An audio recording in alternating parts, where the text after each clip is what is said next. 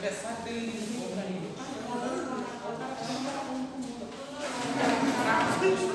Vamos dar isso?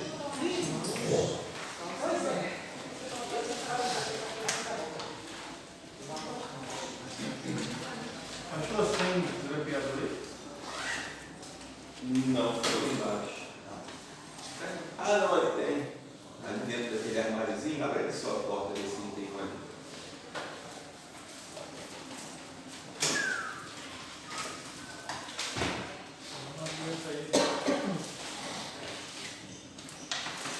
Essa está terminada para o Velho Testamento. Essa aqui é da matéria do Velho Testamento, né?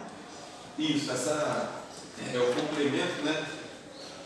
A continuação da apostila do Velho Testamento, essa que vocês estão aí em mãos.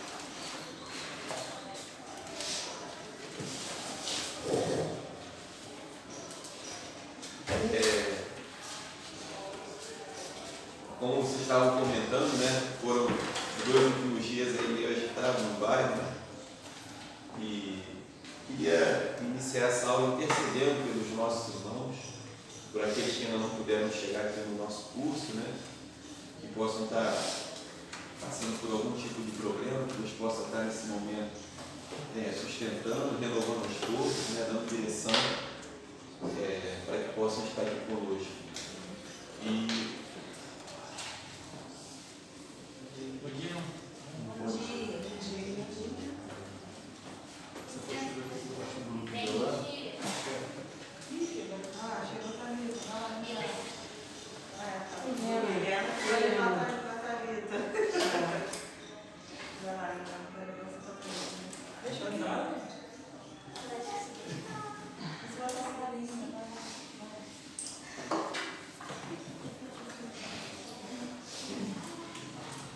queria pedir a irmã André para que estivesse fazendo essa oração. Senhor, nosso Deus e nosso Pai, Jesus, nós te glorificamos, te agradecemos primeiramente, Senhor, pelo fogo de vida. Amém. Jesus, sempre com cada um, meu Pai, que se faz presente aqui, e aqueles que ainda estão no caminho, Deus, tem o teu povo. Jesus, abençoa também os pastores que estão à frente, os professores. Sei também, Senhor, qual a situação do nosso bairro aqui, Deus. Sabemos, ó Pai, que o controle está nas tuas mãos. Amém. Mas eu quero te pedir, Deus, acalma este lugar. Jesus, coloca seus anjos, ó Pai, protegendo o teu povo. Porque, Senhor, não tem sido fácil para ninguém. Para sair de casa, Senhor, só misericórdia, Senhor. Mas sabemos, ó Pai, que tu és um Deus, Senhor, que está à frente do teu povo. E nesta manhã, Senhor, vai na nossa frente, nos protege de todo o mal, em nome de Jesus. De tudo que não for bom para estar do nosso lado, tira, arranca, Pai. Não deixa, Pai. E que esse bairro, Pai, venha se acalmar. Que essas pessoas venham se converter, venham aceitar a Jesus. Porque quando eles te aceitam, Pai, tudo se torna novo, tudo se torna diferente. Senhor, eu sei com essa aula, Jesus, desse dia, desse domingo, Pai, que sabemos, ó Pai, que estamos aqui para aprender mais de Ti. Muito obrigada, Senhor, por essa oportunidade. Em nome de Jesus. Amém. Amém. Bom dia. Bom dia. Deixa eu ver atrás.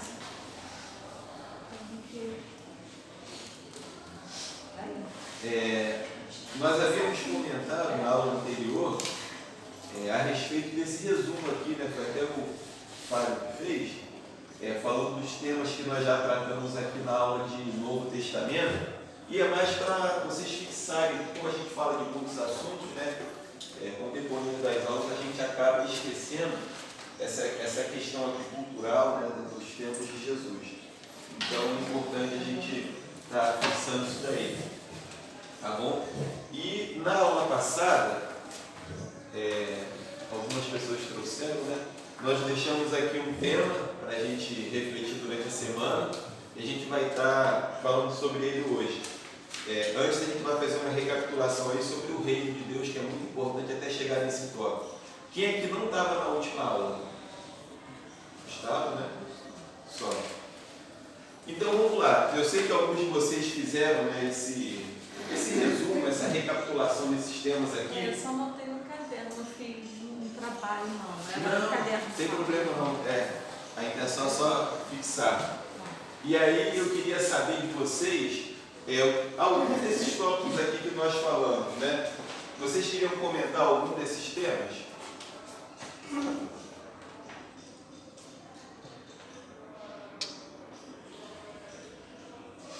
Alguma coisa que chamou a atenção em relação a essa classe de religiosos? Então, pastor Bruno, eu fui estudar ontem de noite quando tive trabalho, entendeu? E sabe como é que era? Cheio de sono, né? Cansado do trabalho.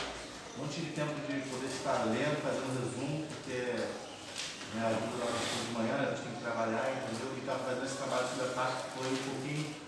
O outro consegui fazer bem, né? Esse da parte do pastor Bruno de hoje, né? Deu um trabalhinho, não foi do jeito que eu queria que ficasse, né? Mas foi, né? Me esforcei bastante, né? Certo. E aí eu estava pensando nas coisas, os fariseus, saduceus, escribas, eles são tudo povo judeu. Eu não sabia que todos esses povos eram judeu, né? Sim. Judeu, né?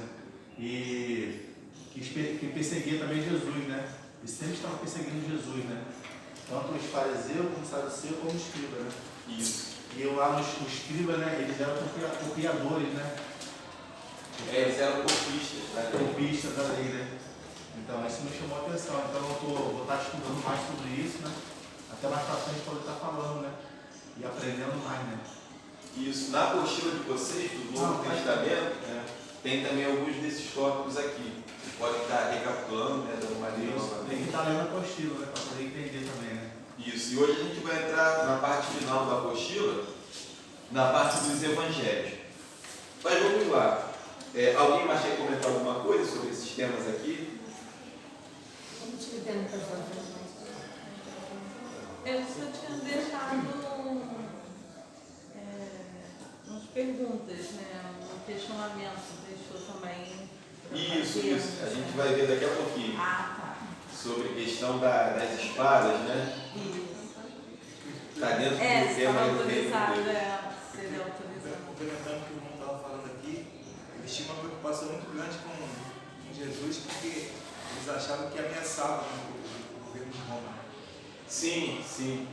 Era um aspecto político, né, daquela época. Jesus ele foi crucificado pelo propósito de Deus, é claro, né, já estava estabelecido, mas haviam várias questões que levaram àquele momento. Um deles era a inveja, porque o próprio Pilatos falou que sabia que eles estavam entregando Jesus por causa da inveja, e também por questões políticas, porque Jesus representava uma ameaça para as autoridades romanas. Um tribunal dos antigos judeus, né? Tipo assim, como se fosse, eles fizessem parte, os fariseus, os escribas, Isso.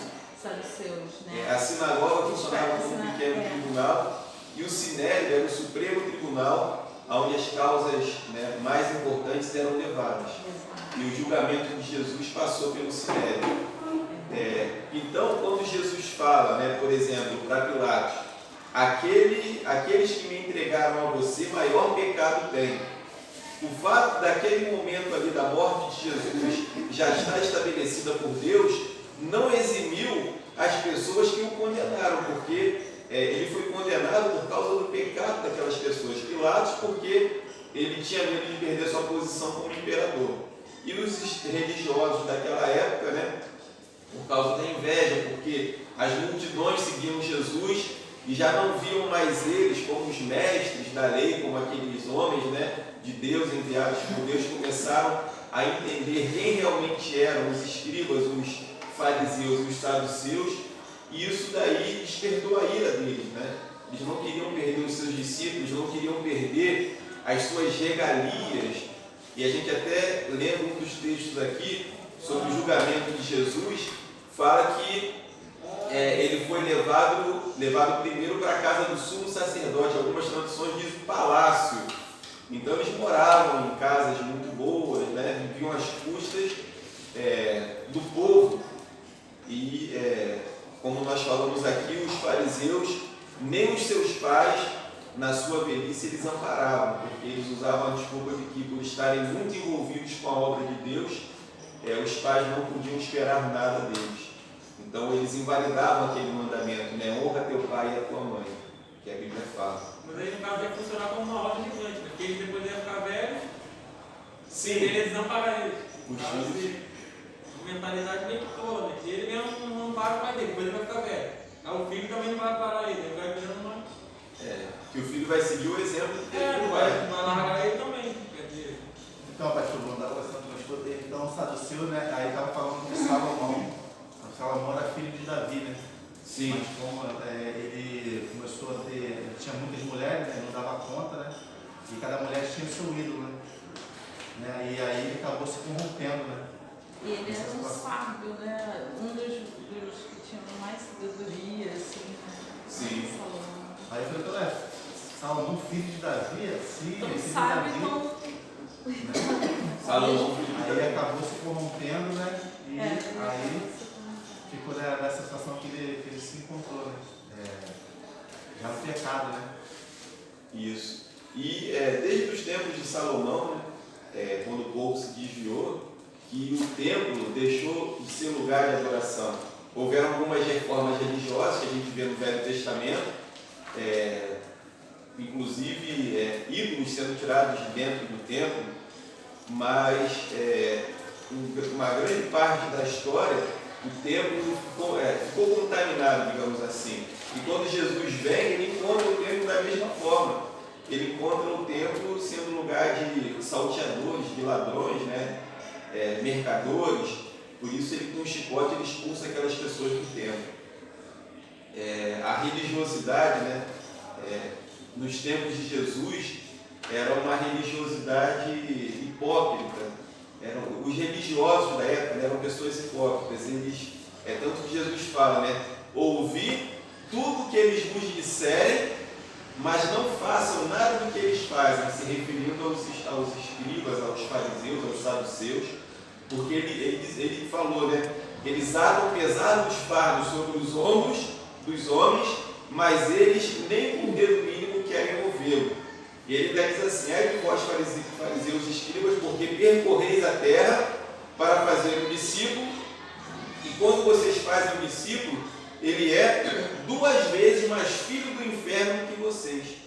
Então, quer dizer, eles doutrinavam as pessoas e essas pessoas se tornavam piores do que eles. Então, era a religiosidade da época, né? Aquilo que Jesus encontrou. O nome daquela pessoa que Salomão levantou para ficar na frente dele? Esqueci o nome. O nome de quê? Salomão levantou uma pessoa para ficar ali, né?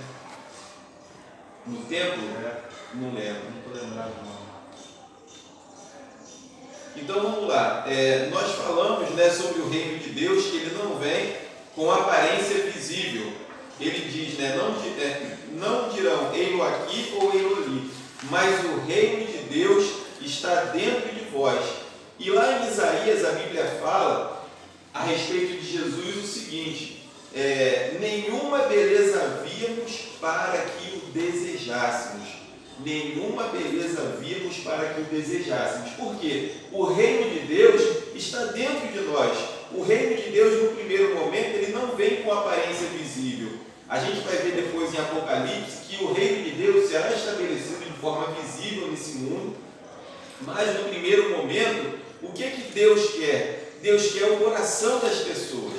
Deus quer uma transformação de dentro para fora. Então, quando Jesus veio estabelecer o reino dele, por exemplo, naquele primeiro momento, ele não estava preocupado com que os seus milagres fossem divulgados, porque ele sabia que as pessoas interpretariam a vinda dele de forma errada, porque queriam fazer dele um rei político. As pessoas estavam sedentas, estavam querendo não só, digamos assim, a cura espiritual, mas eles queriam um libertador de Roma, porque Roma oprimia o povo.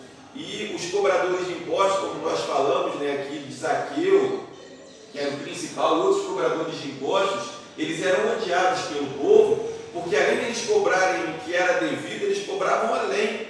Então havia uma carga muito pesada de impostos sobre o povo. As pessoas passavam necessidade, passavam fome. Muitos que não conseguiam pagar suas dívidas eram vendidos como escravos. Então o que o povo esperava? O povo esperava um líder político.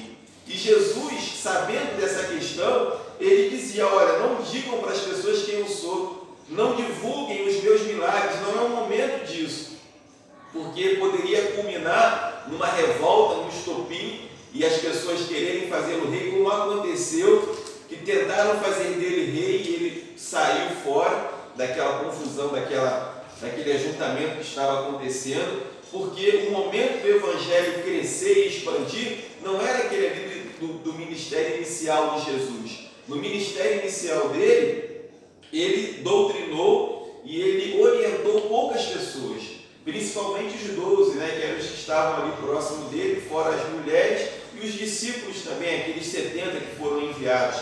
Então o grupo que estava ali com Jesus era um grupo pequeno. E quando a multidão se escandalizou naquele milagre da multiplicação dos pães e peixes, e que a multidão abandona ele vira para os apóstolos e fala assim: olha, vocês querem ir embora também? E aí Pedro diz, né? Para onde iremos nós, se só tu tens as palavras de vida eterna? Então, Jesus não estava preocupado com quantidade naquele momento, ele estava preocupado com a qualidade, até porque ele sabia que até aqueles que estavam próximos a ele, que eram os apóstolos, nem se convertido eles tinham ainda. Como foi o caso de Pedro, que falou, né, olha, eu vou até a morte se for necessário. E Jesus fala, quando você se converter, fortalece os seus irmãos. Então nós precisamos ter a consciência, às vezes a gente quer ver a igreja crescer, às vezes a gente quer ver o trabalho, né, com multidões, só que as coisas no reino de Deus, elas seguem uma coerência. Quer dizer, para Deus fazer uma igreja crescer, primeiro aquela igreja tem que ter estrutura para comportar aquele crescimento. Será que os crentes daquela igreja estão maduros o suficiente para receber outros? Porque se Jesus teve cuidado com os pães e peixes que ele multiplicou, e ele disse assim, olha, o que sobrou, ajunta num cesto para que nada se perca.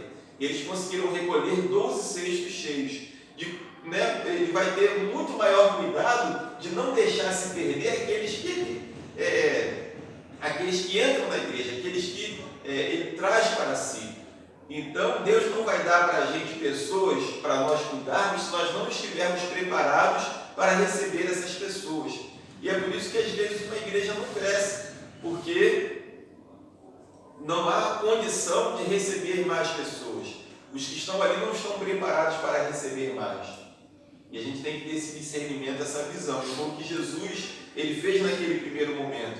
Ele não queria que os milagres fossem divulgados, eles não queriam que dissessem quem ele era, porque o reino de Deus ainda estava ali no seu início e primeiro ele estava trabalhando aquele grupo pequeno ali ao seu redor.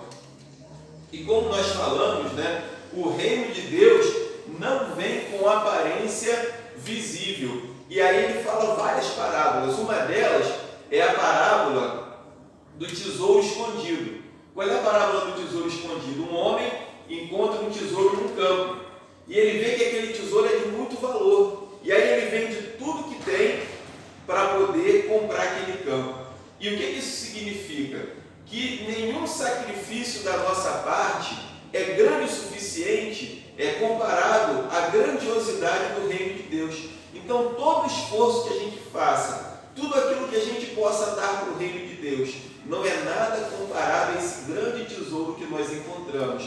Vocês já pararam para observar que o reino de Deus hoje, a igreja, nós estamos dispostos a fazer muito pouco sacrifícios em prol do reino de Deus? Às vezes a gente não quer se sacrificar, a gente não quer renunciar. E aqui nessa parábola conta que o camarada vendeu tudo que tinha, ou seja, ele teve a dimensão, a consciência do que é o reino de Deus. Ele falou, meu Deus, eu estou diante de algo grandioso, e tudo que eu tenho, tudo que eu sou, não é nada comparado a esse tesouro. Então eu vou vender, eu vou entregar tudo que eu tenho para conseguir ter esse tesouro na minha vida. É assim o reino de Deus. A gente abre mão de tudo, dos nossos projetos pessoais, a gente investe tudo que a gente tem, o nosso tempo, os nossos recursos, a nossa vida, a nossa família, em prol desse reino, para fazer parte desse reino, para estar dentro desse reino tão maravilhoso que é o reino de Deus, que ainda não pode ser visto com os olhos, que ainda não se estabeleceu nesse mundo, mas que conquista corações, que vai avançando na dimensão espiritual, né? E que é algo assim maravilhoso, como nós lemos na Bíblia, né? Que nós temos chegado aos milhares de anjos, aos espíritos dos santos aperfeiçoados, ao Deus, o Pai, né, Todo-Poderoso, a Nova Jerusalém, a Jerusalém Celestial. Então nós estamos nessa dimensão espiritual que o mundo não pode ver e duvida, não conhece, mas que nós conhecemos muito bem. Então qualquer sacrifício que nós façamos em prol do reino de Deus é pequeno. E a igreja hoje precisa ter essa consciência, porque as pessoas não estão dispostas a fazer o menor sacrifício em prol do reino de Deus. Qualquer dificuldade, qualquer obstáculo que encontra, às vezes é um pretexto para não se envolver, para não estar ali presente na igreja. Se choveu, não vem à igreja porque vai, né, pegar chuva. Se fez sol demais, está muito quente, e não é assim que o reino de Deus deve ser tratado. E em relação ao reino de Deus, nós precisamos entender que o reino de Deus, ele vai além daquilo que nós consideramos ser o reino de Deus. Por exemplo, nós temos na Bíblia o relato de Abraão, os patriarcas, não é isso? Mas vocês pararam para observar o detalhe de Melquisedeque? Melquisedeque é uma figura fantástica do Velho Testamento, porque Abraão dá o dízimo a Melquisedeque, que ele considerava ser um sacerdote. A Bíblia diz que ele era um rei de Salém. E se Abraão deu o dízimo a ele, era porque, Jesus fala isso, ele era maior do que Abraão. Então olha só, surge na história um homem chamado Melquisedeque, que ninguém sabe de onde ele veio, a sua genealogia, mas que era um homem de Deus. Então, a Bíblia não conta a história de todas as pessoas, porque tem um direcionamento específico daquilo que Deus quer que a gente conheça, mas conta rapidamente de Melquisedeque. E tem um livro, inclusive, chamado Fator Melquisedeque, onde o autor, eu até mencionei isso aqui para vocês, ele fala da história de pessoas que nunca ouviram falar do Evangelho, mas que foram alcançadas por Deus. E a gente leu isso lá no livro de Romanos, capítulo 2, verso 11 ao 29, aonde o apóstolo Paulo diz assim: aqueles que sem lei pereceram, sem lei serão julgados, porque quanto aos gentios que não têm lei, para si mesmos são lei, porque a sua consciência testifica acusando-os ou defendendo. Então a consciência que cada ser humano tem demonstra que a lei de Deus foi escrita no seu coração. Quando eles vão estar diante de uma situação onde eles vão escolher o certo e o errado, e aí quando eles vão escolher o errado, a consciência diz assim: olha, não está legal o que você está fazendo, isso daí é errado, e a pessoa vai decidir escolher entre o certo e o errado. Então um índio, um selvagem, numa tribo mais longínqua nos confins da terra, ele vai saber o que é certo e o que é errado.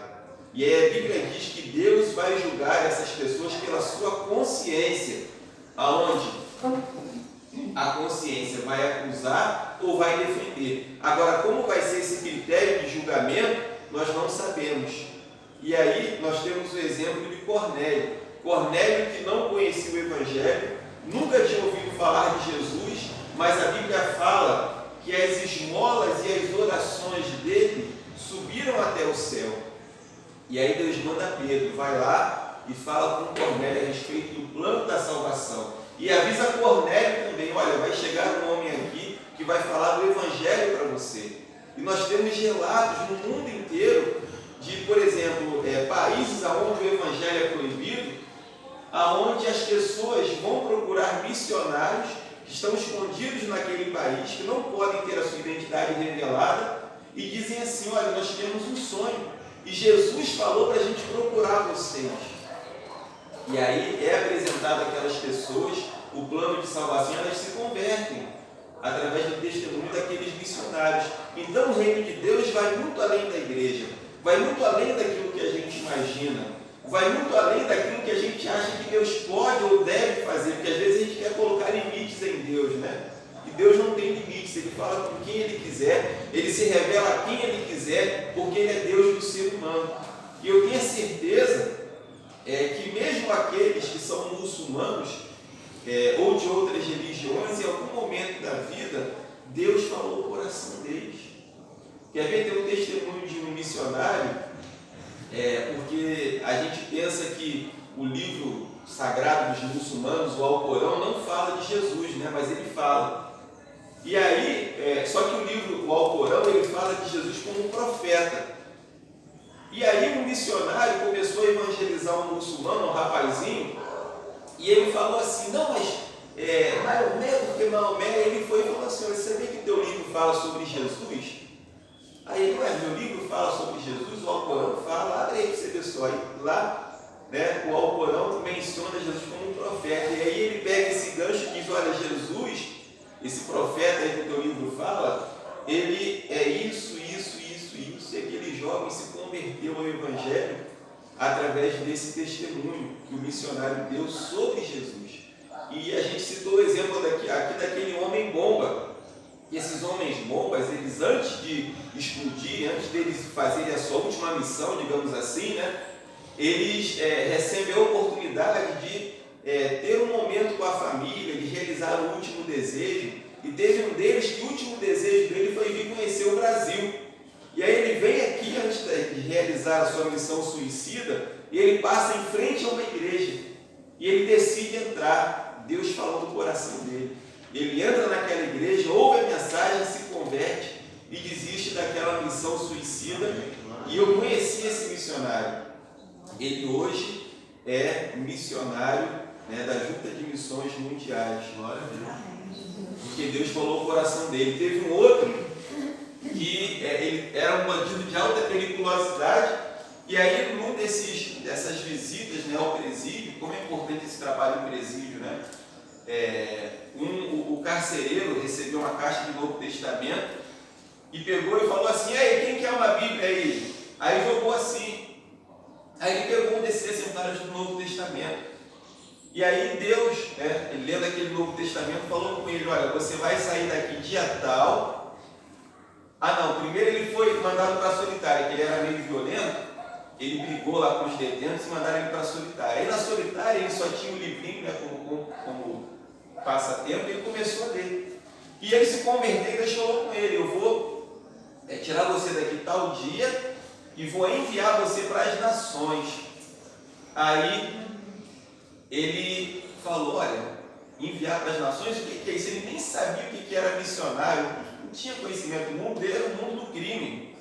E aí ele chega de volta da solitária para a cela, e aí ele fala assim, aí Deus falou comigo. Aí a galera, né, riu dele, tá maluco, ficou na solitária, tá doidão, voltou de lá, né, achando que Deus falou com ele. Aí ele falou, não, dia tal eu vou sair daqui. E era uma sexta-feira. Só que no presídio, após as 9 horas da noite, né, naquele presídio onde ele estava, as pessoas só chegavam, mas ninguém saiu, o horário de sair era até 9 horas. E ele falou, não, Deus falou comigo que sexta-feira eu saio daqui. Aí quando deu 9 horas da noite que ele não saiu, a galera, né, começou a debochar. Aê, crente, tá maluco? Falou que ia sair, não vai sair nada, tá preso e tal. E aí, quando deu 9h30 da noite, veio o carcereiro e falou assim, fulano, olha só, você está liberado, pode sair. Aí ele disse, eu não lhe falei com vocês que eu ia sair? Olha aí, Deus falou comigo, foi através desse livro aqui. Aí ele meio que assim, né, na pressa de ir embora, falou, lê vocês aí também, jogou assim, porque Deus falou comigo. E ele falou que ele saiu, foi procurar uma igreja, mas sem noção nenhuma do que era o trabalho missionário, porque a segunda parte do que Deus falou com ele não tinha se cumprido, que era que Deus daria a ele as nações. E aí ele começou a congregar numa igreja, foi orientado, e ele hoje é missionário no Oriente Médio, entre os muçulmanos. Então, isso é o reino de Deus. O reino de Deus, ele alcança qualquer pessoa em qualquer lugar. Pode alcançar um espírita no meio de uma sessão no centro de macumba, pode alcançar um muçulmano, pode alcançar um indígena, mesmo que sem nunca ele ter ouvido falar de Jesus, mas o Espírito Santo se revela a ele. Esse é o reino de Deus, e não vem com aparência visível. O reino de Deus está dentro de nós. Está lá em Salmo 2, versículo 8. Né? Pede-me, eu te darei nações por herança. Verdade, né? Né? O reino de Deus alcança todas as Eu até nações. hoje, quando eu fiz o estudo aí sobre esse salmo, nunca mais esqueci desse versículo. E quer ver uma outra coisa interessante em relação ao reino de Deus? 2 Tessalonicenses 2, do 9 ao 12. 2 Tessalonicenses 2, do 9 ao 12.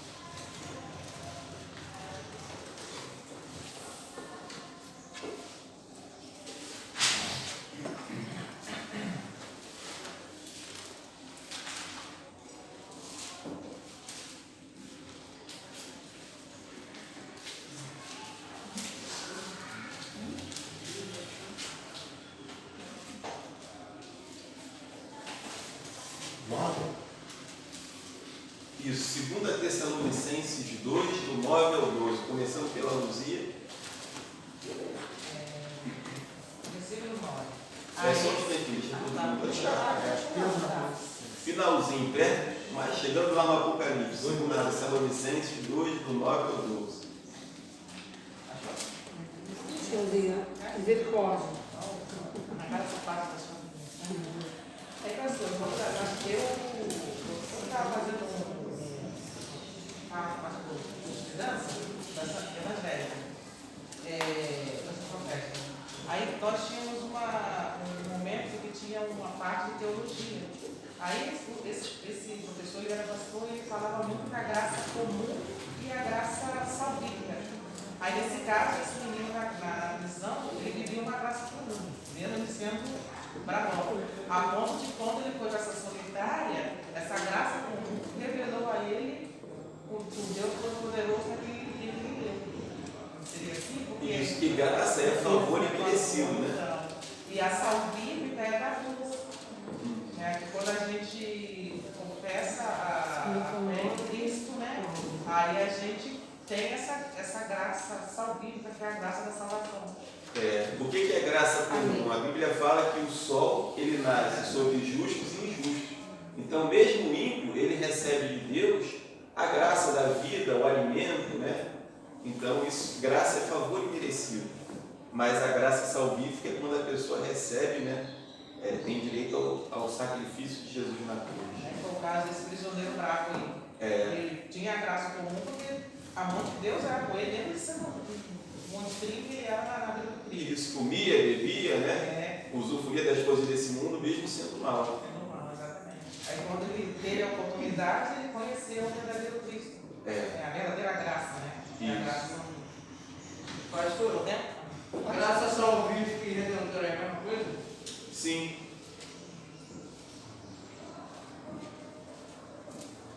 Pode ler. Versículo 9. A esse cuja vinda é segundo a eficácia de Satanás, com todo o poder e sinais, prodígios de mentira. Está falando do anticristo, né? Que a vinda dele será segundo a eficácia de Satanás, com todos os sinais e prodígios de mentira. Pode continuar.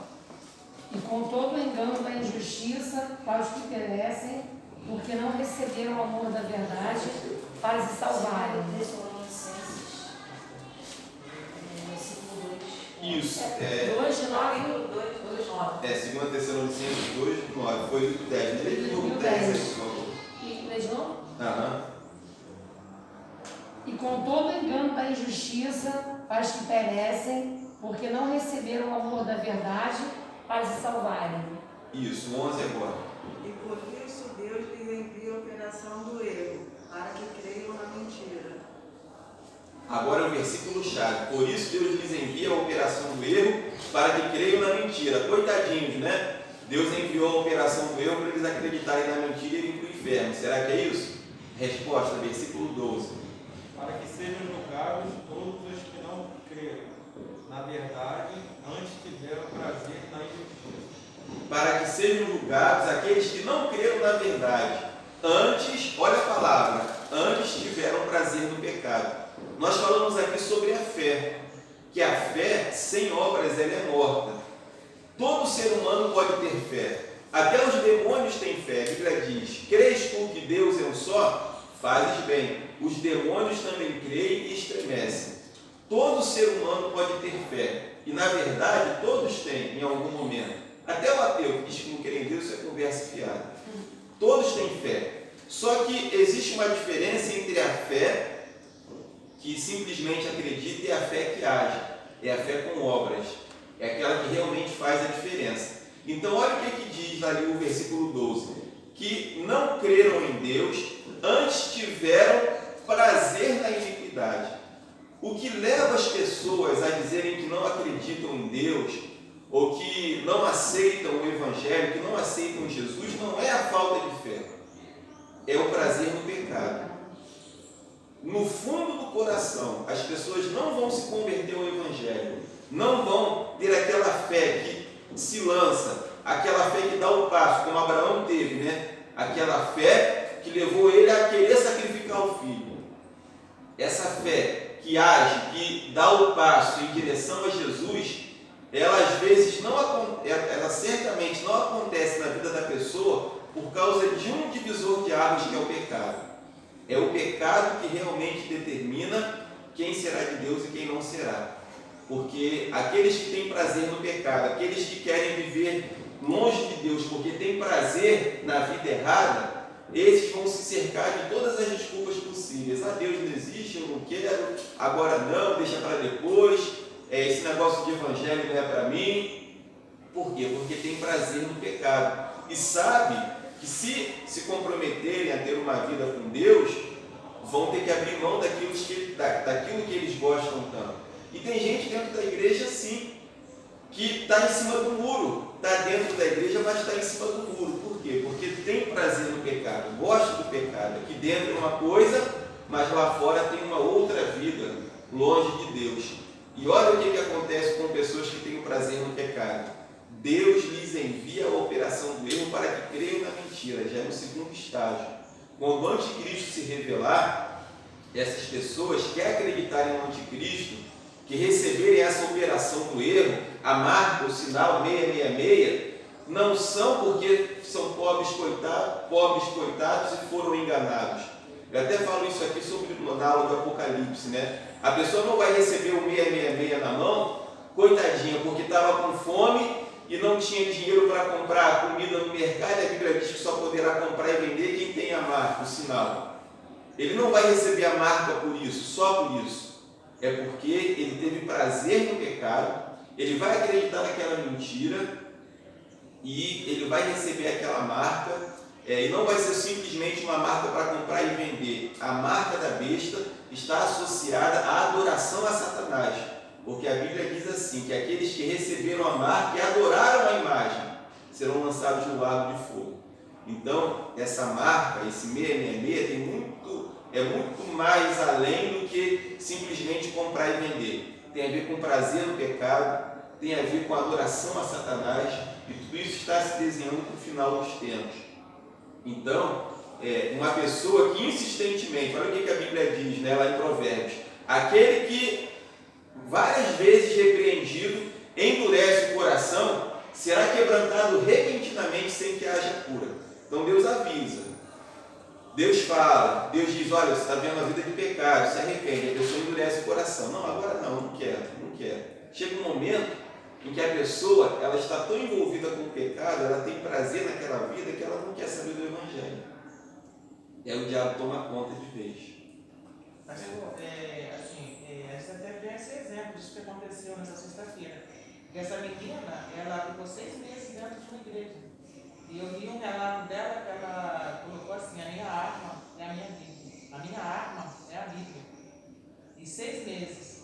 Aí esse prazer no pecado, talvez foi um tanto que se conseguia no meio, fez com que ela, né, saísse e tivesse esse filho. Né? Esse filho que ninguém quer para ninguém. Né? Tantos exemplos assim, né? Que é aquela parábola do semeador. Aqui ele tem 4 tipos de semente, né? Uma delas é aquela que cai entre as rochas, mas ela não tem raiz. Então ela cresce logo, mas quando vem o calor das provações, porque o diabo fica ali, né? Tentando dar uma rasteira na pessoa, tirar da presença de Deus de qualquer maneira. E ela não se converteu ainda, ela teve fé, mas ela não tem raiz, né? E quando vem a Bíblia diz que a pessoa crê por um tempo. Está exatamente assim, a pessoa crê por um tempo. Quando vem o calor das provações, aquela planta que nasceu logo, quando vem o calor do sol, ela seca, ela murcha e morre. É aquela pessoa que está na igreja, como o caso dessa menina aí, creu por um tempo, disse que a Bíblia era a arma dela, estava ali aparentemente convertida, salva, mas Deus conhece o coração. Ela não tinha se convertido, porque se tivesse se convertido, aconteceria o que a Bíblia diz em 1 João. Saíram do nosso meio porque não eram dos nossos, porque se fossem dos nossos, nunca teriam saído do meio de nós. Se ela saiu, é porque ela nunca se converteu de verdade. Ela creu por um tempo, mas quando uma fuga, quando o diabo começou a tentar, quando começou a pressão, abandonar a vida de pecado, mudança, ela voltou, olhou para trás, voltou para o mundo. Não criou raiz, né? Não criou raiz. Porque você vê que até a árvore cortada, mesmo cortada, ela nasce de novo, né? Floresce, porque tem raiz. Quando você tem raiz, você pode passar o que passar, mas você volta a florescer. Então ela não tinha raiz. Não era um cedro, né? Não era. Quando você verdadeiramente você passa no mundo, aí só você volta, né? Então, ontem a Ana Cléia trouxe aquela reflexão para a gente acerca da comparação do cedro, a palmeira, e ao cedro do Líbano. Ele enraiza para baixo e faz tipo uma âncora. Então a gente tem que ser como isso. Como uma palmeira, né? Verdade. Tanto para cima como para baixo. Isso aí. Nessa tempestade, a gente vai se manter de pé. Só pegando um exemplo que a gente estava falando agora e no que o senhor estava falando anteriormente do meu lado da multiplicação, O interessante é que parecia que as pessoas que estavam ali naquele momento ficaram ali com Jesus pelo que ele podia dar para eles, né? Exatamente. Jesus ele fala para aquela multidão de pessoas, quem não comer não sei se é no mesmo texto, quem não comer da minha carne, e beber do meu sangue, não é digno de mim. Isso. Aí as pessoas ficam escandalizadas e vão embora. Mas para os discípulos, Jesus vai e fala, pergunta se eles não vão também, e os discípulos falam, para onde nós iremos se só tem a palavra de vida eterna.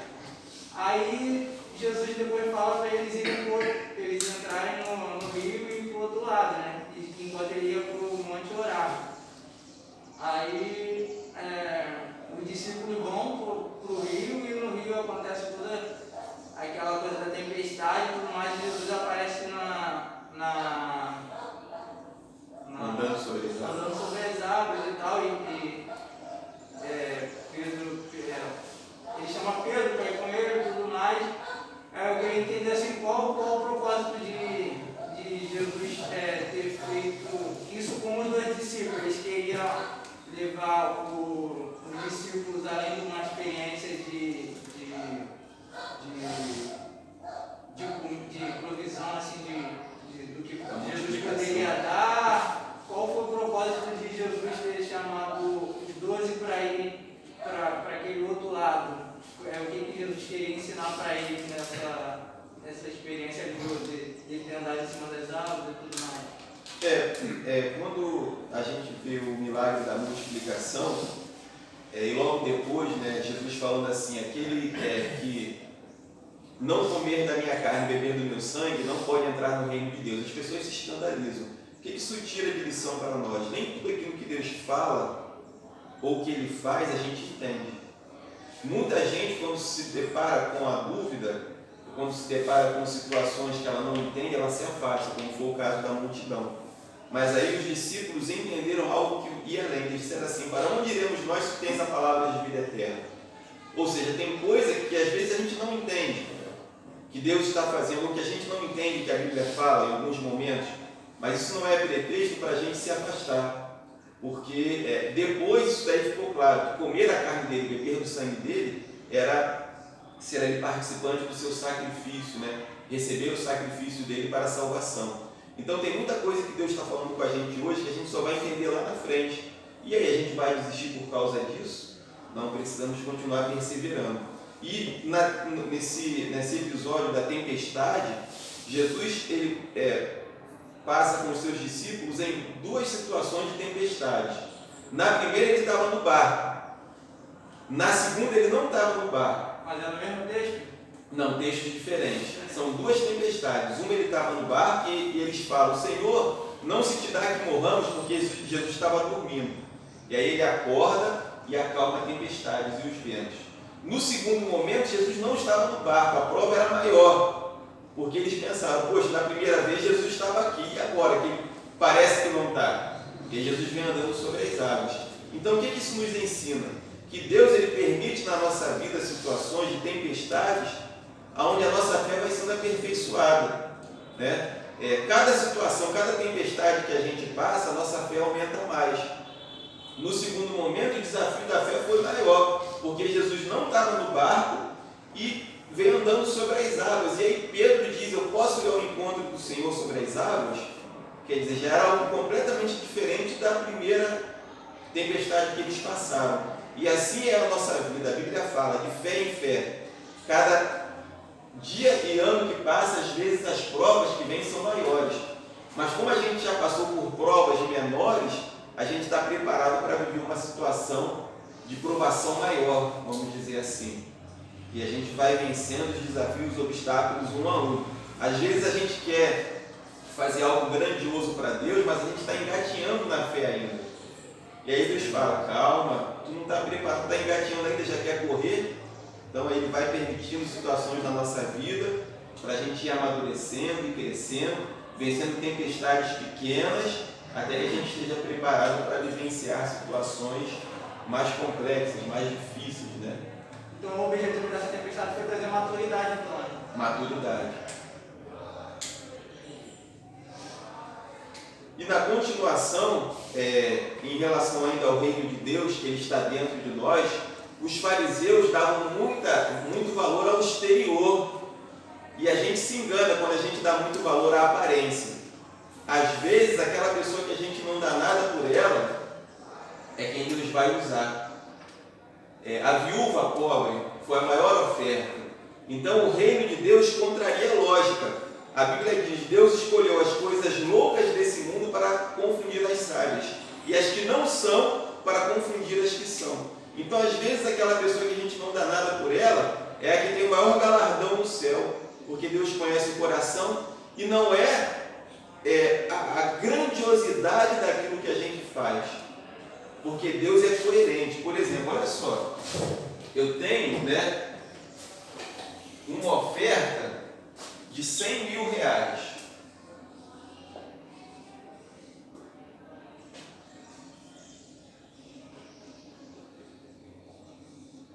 Eu tenho uma oferta de 100 mil reais e uma oferta de 100, né? Desses 100 mil reais aqui, a pessoa pensa assim: poxa, eu vou dar 100 mil de oferta porque eu tenho 1 milhão. Então vai me sobrar 900 mil, não vai me fazer falta. E esse aqui que tem 100, ele tem 120 reais. E ele diz assim: eu vou dar 100 e vou ficar com 20. Aí a gente pensa assim: caramba, o cara deu 100 mil reais. Ou então assim, a pessoa fez muito, faz muito no reino de Deus. Mas, às vezes, aquela pessoa que faz muito, ela não está fazendo nem 20% do que poderia fazer, porque a capacidade que Deus deu a ela é grande demais. O dom espiritual é uma medida muito profunda. Além, a gente olha assim, aos nossos olhos, poxa, está fazendo muito, mas aos olhos de Deus que conhece o coração, Deus sabe que não está. E às vezes aquela pessoa que está fazendo pouquinha coisa na igreja, que não está fazendo quase nada, a gente diz assim, não está fazendo nada, mas ela está fazendo o máximo que ela pode fazer. E aí Deus olha assim e diz: o galardão dessa é maior do que aquele que parece que está fazendo muito, porque ela está fazendo tudo que pode. Está indo no limite, né? No limite. É de acordo com a força de cada um, com o coração de cada um. Então o reino de Deus contraria a lógica, porque às vezes aquela pessoa que a gente não dá nada por ela é a pessoa que Deus considera mais importante naquela tarefa ali, naquela igreja ali, naquela situação, naquele evento que está sendo promovido ou realizado. Então a gente não pode julgar pela aparência. E o reino de Deus não é diploma, não é título, não é cargo. O reino de Deus vai muito além de tudo isso. E os fariseus não entendiam isso. Eles faziam questão dos primeiros assentos nas sinagogas, eles faziam questão de serem chamados mestres pelos homens. Eles andavam com compridas vestes, com filactérios. O que eram os filactérios? Eram tiras de couro onde eram escritos trechos da lei.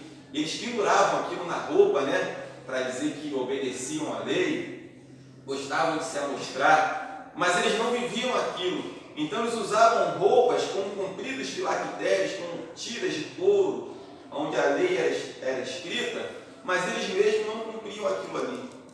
E aí eles reprovam os discípulos por comerem sem lavar a mão. Aí Jesus fala assim: olha, o que contamina o homem não é o que entra, mas é o que sai, porque do coração procede o homicídio, o adultério. Jesus sabia que eles eram assassinos, adúlteros, a loucura, isso tudo procede do coração. E isso é que contamina o homem. Então, Jesus ele traz um novo conceito do que realmente é ser espiritual, é ser homem e mulher de Deus. Não é a roupa que a gente veste, não é o título que a gente tem, não é o cargo que a gente ocupa, é o coração, é o que está dentro de nós. Isso daí só Deus conhece, né? É quem nós somos quando ninguém está nos vendo, é quem nós somos em casa. É isso que Deus quer ver de cada um de nós. E aí no dia da ceia, quer ver? Vamos ler esse texto aqui, Mateus 22, do 25 ao 36. A gente vai chegar naquela pergunta que a gente fez na aula passada. Estamos quase chegando lá. Mateus 22, do 25 ao 36, começando do Fábio. Olha só, Jesus prestes a ser crucificado, falando de coisas espirituais, do sacrifício dele, da nova aliança, e eles brigando para saber quem seria o maior. Gente, isso acontece na igreja direto. A gente está diante de questões espirituais. Oi? Mateus 22. Mateus 22, do 25 ao 36. A gente está diante de questões espirituais seríssimas. Gente morrendo para o inferno. Gente dentro da igreja precisando de cuidado e não sendo cuidada. O diabo ferozmente da igreja tentando tirar a semente que foi plantada. Almas no nosso bairro precisando ser ganhos para Jesus. Familiares nossos à beira da eternidade sem Jesus. E a igreja, às vezes, disputando, brigando por cargo, por questões, para saber quem é o maior, quem é o melhor. Eu fiz melhor do que fulano. O período em que eu fiquei nesse cargo aqui, o meu trabalho foi melhor do que o dele. E aí olha o que Jesus fala, foi o que aconteceu com os apóstolos. Mateus 22, do 25 ao 36. Começando do Flávio, pode ler. Ora, houve entre nós 7 irmãos. O primeiro, tendo casado, morreu e, não tendo descendência, deixou sua mulher e seu irmão. Será que eu anotei errado? Mateus 22? É? Mateus 22. É isso mesmo. 25, cara. Olha, aqui entre nós 7 irmãos. Não, peraí, eu acho que é Marcos, deixa eu conferir. Dando as referências que eu não tenho. Que fala sobre a ceia. Deixa eu conferir. Marcos.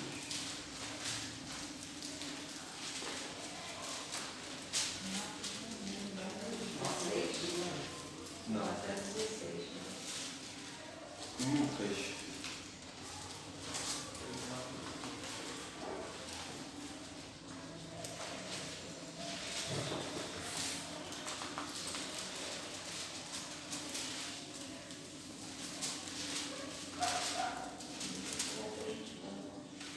Jesus disse, é isso? Continua lendo. O maior será como o menor. Isso. É esse? Então é Lucas. É Lucas, né? Lucas 22. É porque o termo é o maior será como o menor. Isso. Essa é no 24. Começa no 25, a partir do 25. Sim.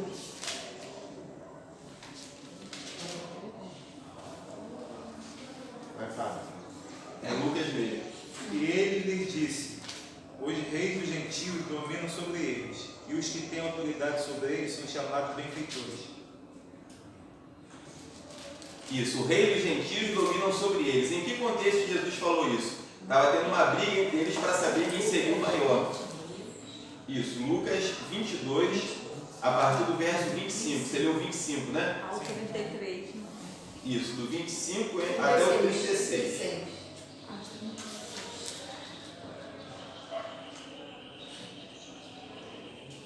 Isso. Próximo agora, 26. Pode ler. Peço eu. Pode ler. Minha Bíblia é um pouco diferente, porque a minha Bíblia mesmo.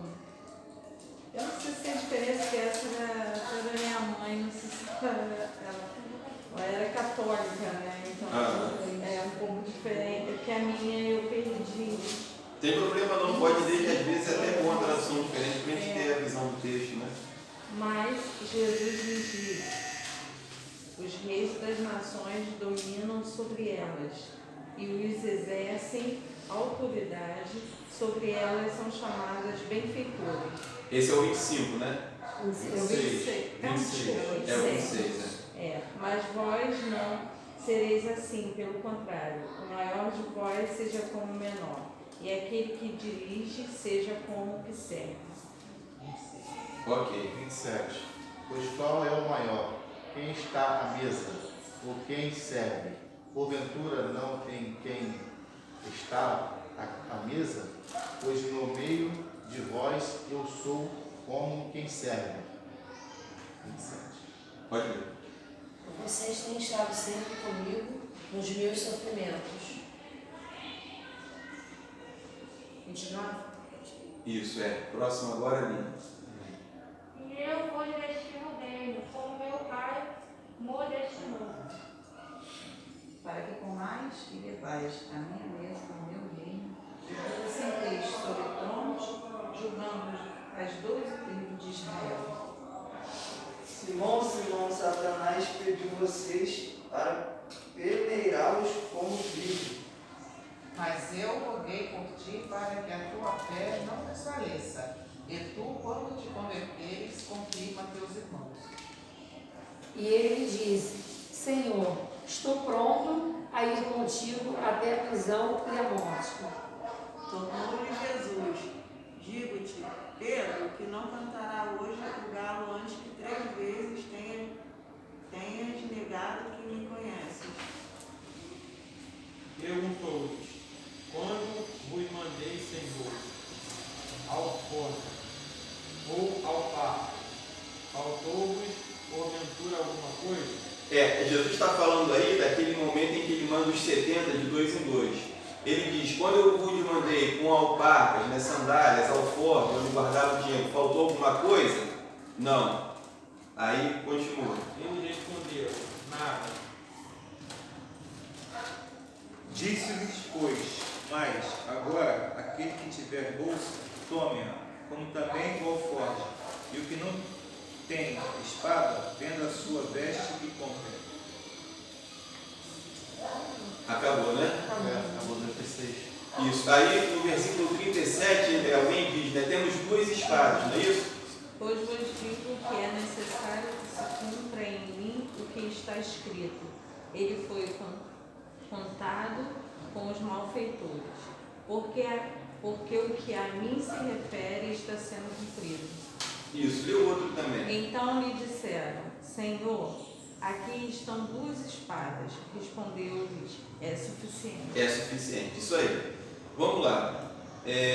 Primeiro, essa questão aí, eles estão na ceia, né? E aí começa uma disputa entre eles para saber quem seria o maior. Eu queria ler um texto aqui que fala a diferença entre um líder, servo e o lobo, porque a Bíblia fala de lobo, né? Os lobos que se infiltram no meio do rebanho. Bom, líderes que são servos buscam o bem das ovelhas.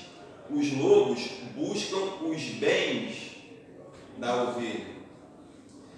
Servos gostam do convívio, lobo gostam de reuniões. Servos vivem à sombra da cruz, o lobo vive à sombra do holofote. Líderes que são servos choram pelas suas ovelhas. Os lobos fazem as ovelhas chorar. Líderes têm autoridade espiritual. Lobos são autoritários e dominadores. Líderes têm esposas. Lobos têm coadjuvantes. Líderes têm fraquezas. Lobos são poderosos. Líderes que são servos pastoreiam olhando nos olhos. Lobos contam as cabeças. Líderes apaziguam as ovelhas. Lobos intrigam as ovelhas. Líderes que são de Deus têm senso de humor. Lobos se levam a sério. Líderes que são de Deus são ensináveis. Lobos são donos da verdade. Líderes têm amigos. Lobos têm admiradores. Líderes de Deus vivem o que pregam. Lobos pregam o que não vivem.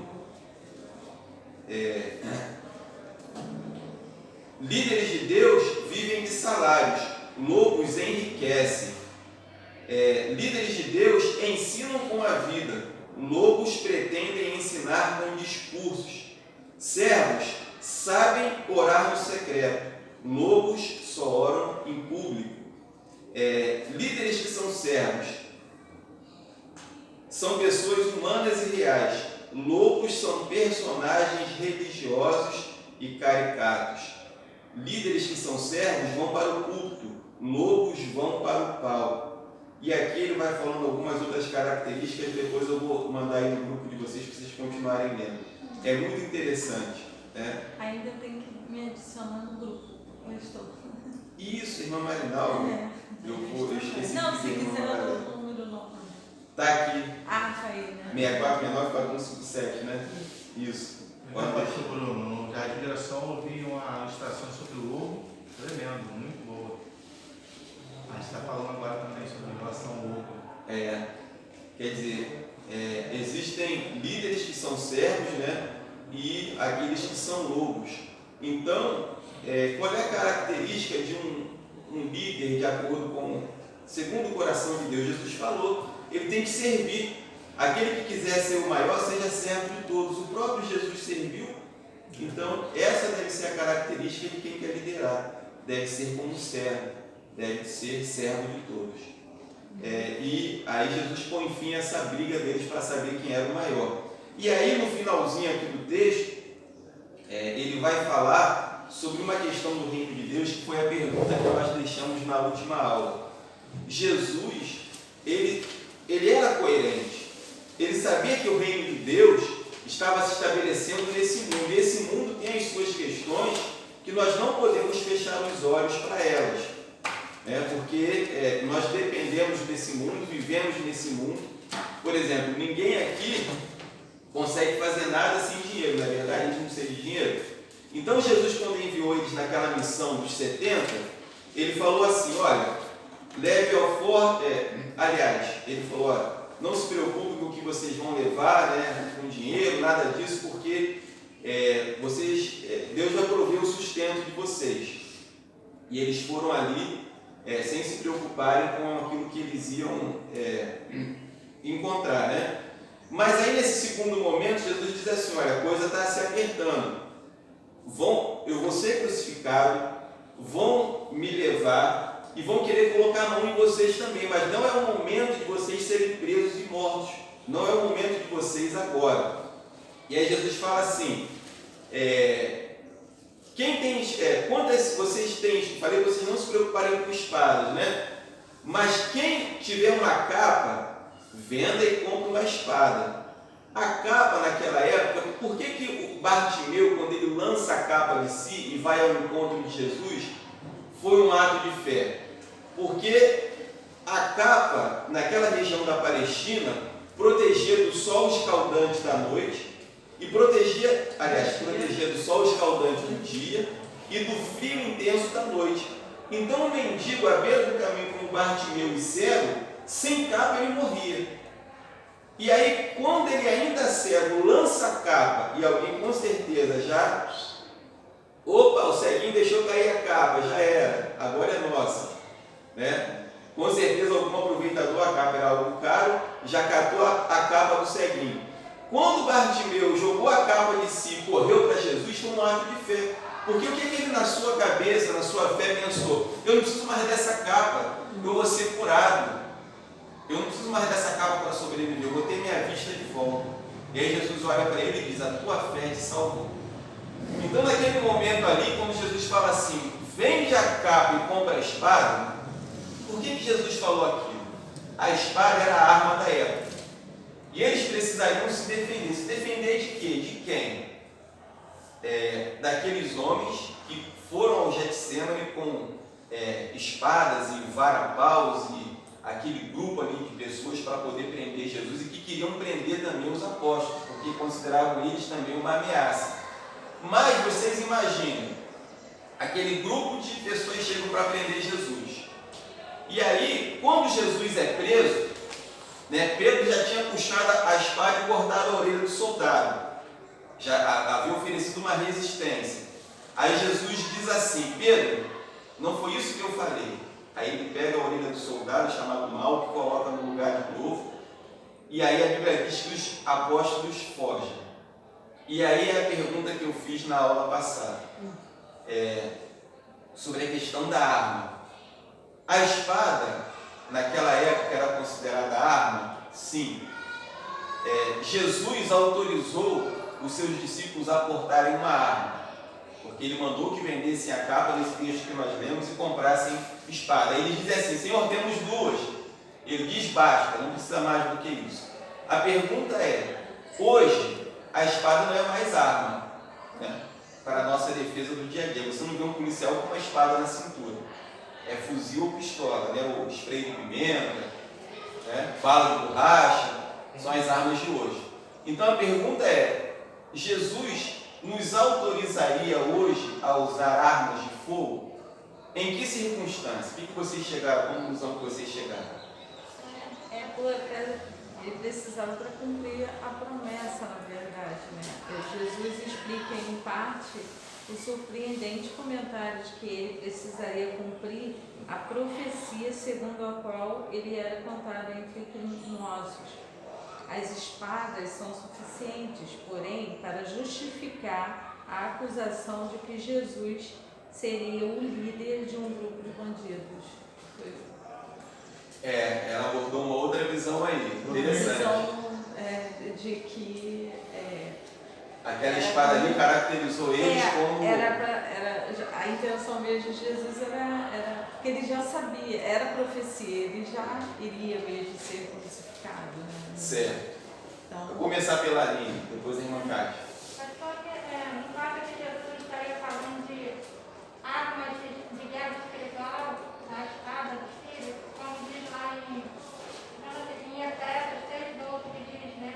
Porque não temos que lutar contra a carne e o sangue, mas sim contra os principados, contra as potestades, contra os príncipes das trevas deste século, contra as artes fortes espirituais da maldade, nos lugares celestiais, porque Satanás ele usa pessoas, né, para nos atacar, eles têm que estar espiritualmente preparados para isso. Então a visão de que aquelas espadas ali faziam uma alusão às armas espirituais. Eu acho que não, porque Jesus manda vender a capa e comprar a espada. Então precisariam de dinheiro, né, para comprar uma espada. Ali era uma arma mesmo, uma espada da época. Não se referia a uma espada no sentido de defesa espiritual. Irmã Cátia. Eu acho que Jesus acho que não autorizaria a gente hoje, um crente armado? Não sei. Um crente, Né? A nossa arma é o Senhor. Porque a pergunta Jesus autoriza o uso das armas também naquela época. Que eu botei essa. Não tem como. Um policial crente, como é que ele vai agir? Tem que usar, né? o policial crente, como é que ele vai agir? Ele vai agir. Se ele estiver de frente com o bandido, ele vai fazer o quê? Ele vai matar aquela vida? Como é que é? Aquela vida? Isso, o Gustavo não estava aqui. A pergunta que a gente fez foi o seguinte, baseado nesse texto, aonde Jesus manda eles comprarem uma espada, a pergunta é, a espada era a arma da época. Hoje a arma que nós temos é pistola, fuzil, aquele negócio de dar choque, né, spray de pimenta. Em certas circunstâncias, Deus permitiria o uso de armas da nossa parte, já que Ele permitiu que os discípulos usassem? E em que circunstância? Irmão Timóteo, queria falar também, quando você pensa. Então, hoje no meu pensamento, pastor, nós cristãos, eu creio que a arma de fogo a gente não pode ter, entendeu? Porque a Bíblia fala, né, se o Senhor guardar a casa e vão vigiar a sentinela. Sim. Então, porque a gente não precisa de arma de fogo, né? Se a gente portar uma arma de fogo na nossa casa, a gente, né, o inimigo vai até trabalhar na nossa vida para a gente acabar cometendo um ato, né? E ser mal visto pela população, né? E até entristecer o coração de Deus, né? Eu não tive muito tempo para pesquisar, mas eu acho que depende assim da cultura, se é permitido assim por lei, porque você não vai ter uma coisa que você não é permitido ter aquilo por lei. Mas como usar aí o exemplo aí de policiais que tem. No caso de policiais crentes, policiais, evangélicos, seria legítimo. O caso do policial é outro. Porque a Bíblia fala que as autoridades elas foram constituídas por Deus para castigo dos malfeitores. Exatamente, é isso que eu ia falar. Então a autoridade constituída por Deus, que são policiais e outros, né? Eles têm o direito, sim, de se for necessário até matar em legítima defesa no confronto com o crime, né? Mas nesse caso aqui, os apóstolos não eram autoridades, eles eram homens comuns que estavam ali como Jesus. Que nem a gente, né? Isso, que nem a gente. E aí, alguém mais tem algum ponto de vista em relação a isso? Por exemplo, aqui no Brasil não é comum o porte de arma por pessoas comuns. Mas nos Estados Unidos, né, principalmente na região do Texas, onde a cultura é aquela cultura até do faroeste, né, a pessoa andar com a arma na cintura,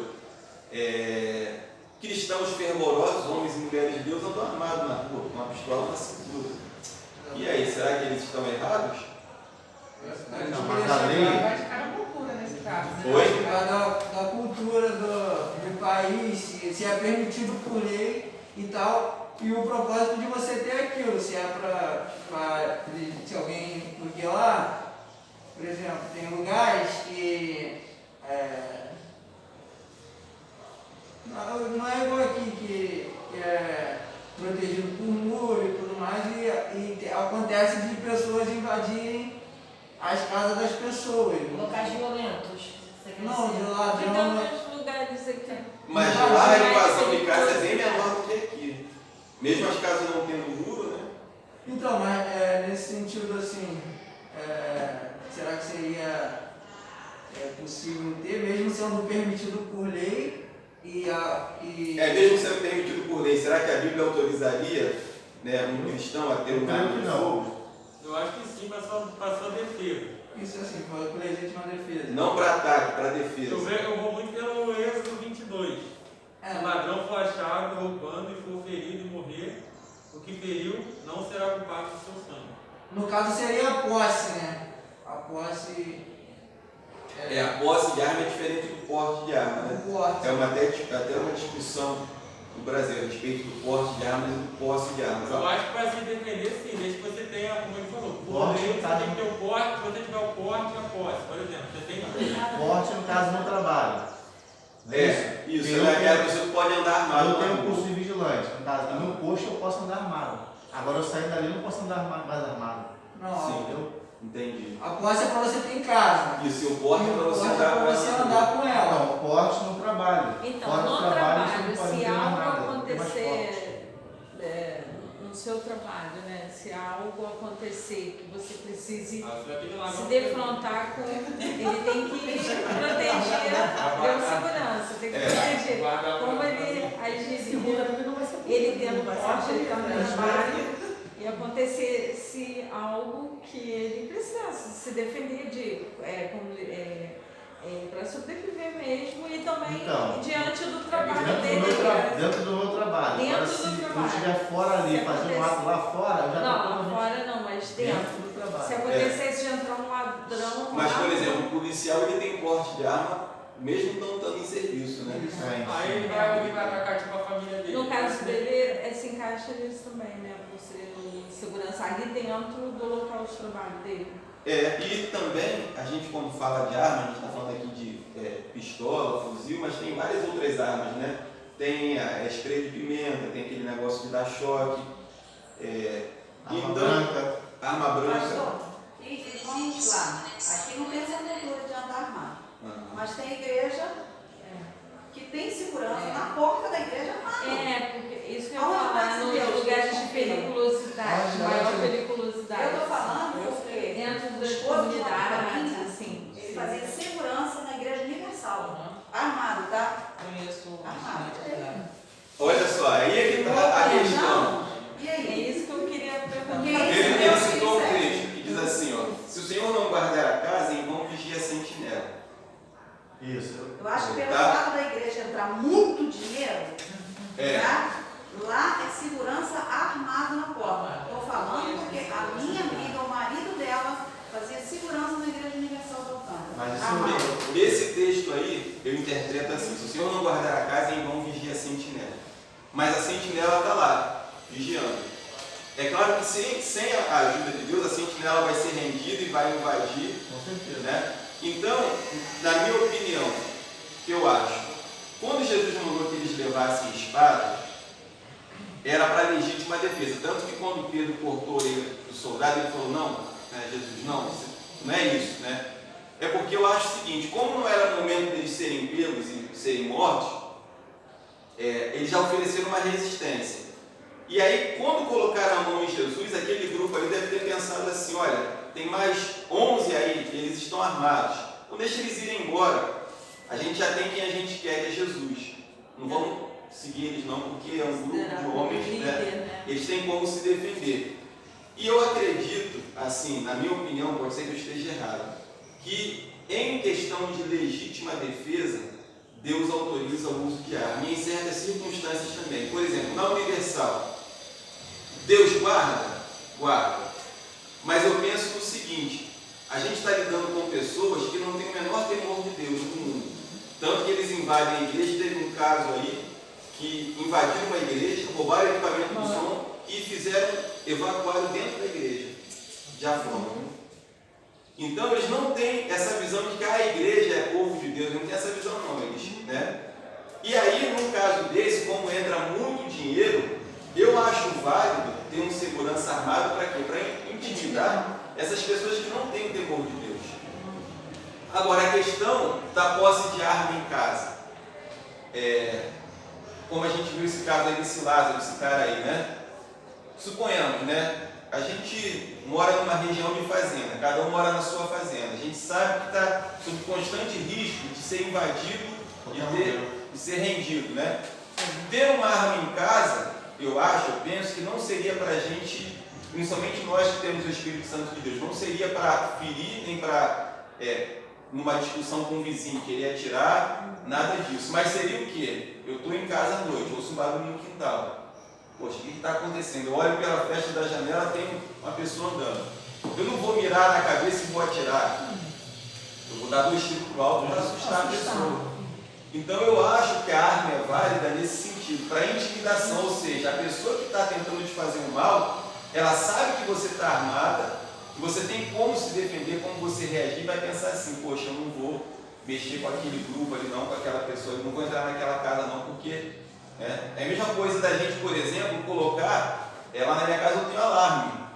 Né? Por que eu coloquei alarme? Porque eu não confio em Deus? Não.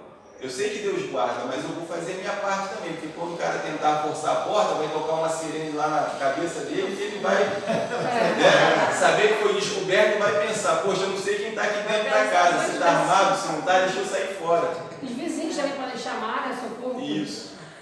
Então, câmera lá. Então, eu acho que a gente tem que encontrar um meio termo, um equilíbrio, né? A gente não vai ter armas para se defender, com o intuito de atacar, de machucar, de ferir, mas pelo menos para intimidar. Então eu acho válido, por exemplo, num grande evento, você coloca um evento como vai ter a caravana do Billy Graham, lá em Copacabana no final do ano, depois eu vou até falar com vocês melhor sobre o assunto.